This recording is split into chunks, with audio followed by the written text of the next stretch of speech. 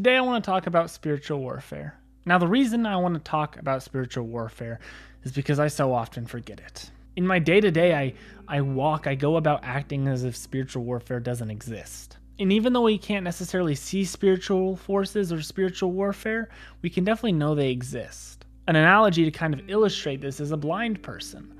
A blind person knows that there's stuff around them. They also know they're blind. Yeah, I'm not even aware that I'm blind.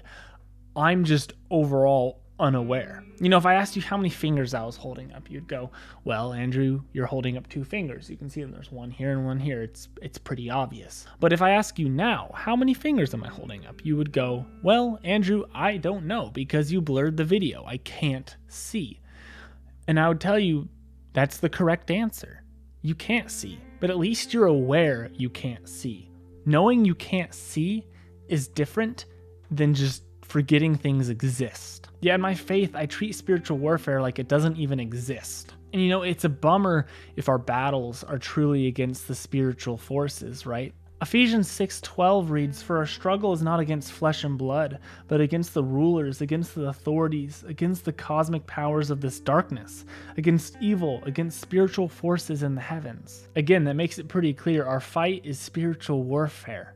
A bodyguard's job is to protect a certain individual, right? And that bodyguard is ready. He doesn't know what's going to attack or if anything will attack, but he's ready for it. And that's how we should take spiritual warfare, not as we need to see demons or anything like that, but that we need to be guarded. We need to be ready to fight. And so that's my call to action to you.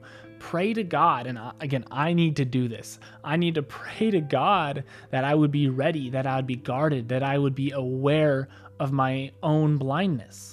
There's a famous quote that goes, "The greatest lie the devil ever told was convincing the world he didn't exist." And I do think there's some truth to that, right?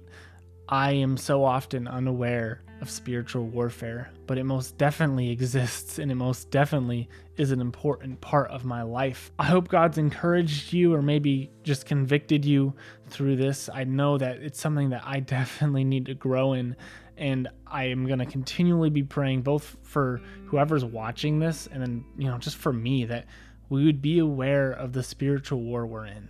Thanks for listening.